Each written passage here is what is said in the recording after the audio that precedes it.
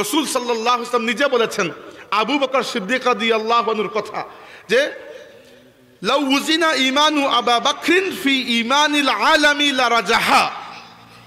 আবু বকরের ঈমানকে যদি এক পাল্লায় তোলা হয় আর নবী রাসূল ছাড়া বাকি তাম দুনিয়ার মানুষের ঈমানকে যদি এক পাল্লায় উঠানো হয়, আবু বকর সিদ্দিকের ঈমানের পাল্লা ভারী হয়ে যাবে।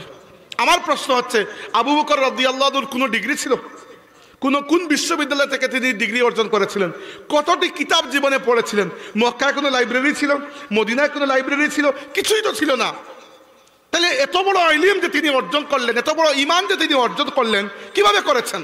আল্লাহর রাসূলের সহবতে করেছেন। ওই নূরের সামনে যারা উপবিষ্ট হয়েছেন, ওই নূরের তাজাল্লিতে আল্লাহ তাদের অন্তরেও ঈমানের নূর পয়দা করে দিয়েছেন। আবু বকর সিদ্দিক রাদিয়াল্লাহু আনহু হিজরতের রাতে রাসূলুল্লাহ সাল্লাল্লাহু আলাইহি ওয়াসাল্লাম এবং আবু বকর সিদ্দিক রাদিয়াল্লাহু আনহু বের হয়েছেন। আবু বকর রাদিয়াল্লাহু আনহু একবার আল্লাহর রাসূলের সামনে যান, একবার পেছনে, একবার ডানে যান, একবার বামে। রাসূল সাল্লাল্লাহু আলাইহি ওয়াসাল্লাম জিজ্ঞেস করলেন, আবু বকর কি করছো?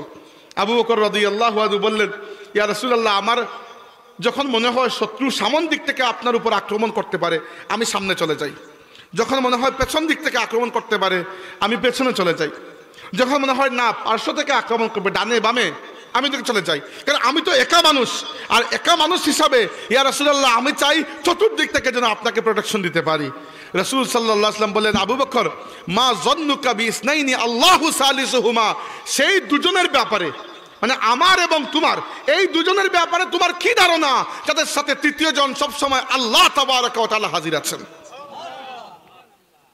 এইটা হচ্ছে আল্লাহর নবী আবু বকরকে তরবিয়ত দিচ্ছেন। এরপরে গারে সৌর গুহার মধ্যে 3 দিন 3 রাত পর্যন্ত শুধুমাত্র রাসূলুল্লাহ সাল্লাল্লাহু আলাইহি ওয়াসাল্লাম আর আবু বকর সিদ্দিক রাদিয়াল্লাহু আনহু উপস্থিত ছিলেন। এক সময় তো মক্কার মুশরিকরা আল্লাহর রাসূল এবং আবু বকর রাদিয়াল্লাহু আনহুকে হত্যা করার উদ্দেশ্যে খুঁজতে খুঁজতে এসে ওই গুহার মুখ পর্যন্ত চলে এসেছে। আবু বকর রাদিয়াল্লাহু আনহু পেরেশান হয়ে গেলেন, ইয়া রাসূলুল্লাহ, এরা যদি নিজের পায়ের দিকে তাকায় নিচে আমাদের মাথা দেখতে পাবে। আবু বকর রাদিয়াল্লাহু আনহু নিজের জন্য ভয় করছিলেন না, চিন্তিত হচ্ছিলেন আল্লাহর রাসূলের কথা চিন্তা করে। রাসূল সাল্লাল্লাহু আলাইহি ওয়াসাল্লাম বললেন, আবু বকর, লা তাহজান ইন্নাল্লাহা মা'ানা, ভয় পেও না, আল্লাহ আমাদের সাথে আছেন। আমাকে বলুন, এই তরবিয়তের পরে আর কোনো ইলমের প্রয়োজন আছে? সাহাবা কিরামের ইলমগুলো এরকমই ছিল।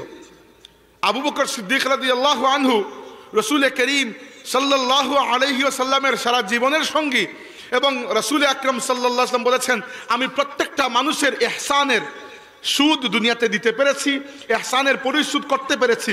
একমাত্র আবু বকরের ইহসানের কোনো পরিশোধ করি নাই। আবু বকরের ইহসান, ইসলামের প্রতি আবু বকরের যে অঙ্গীকার, যে ইহসান, তার বিনিময়ে আল্লাহ কিয়ামতের দিন তাকে দান করবেন। ولقد يسرنا القرآن للذكر فهل من مدكر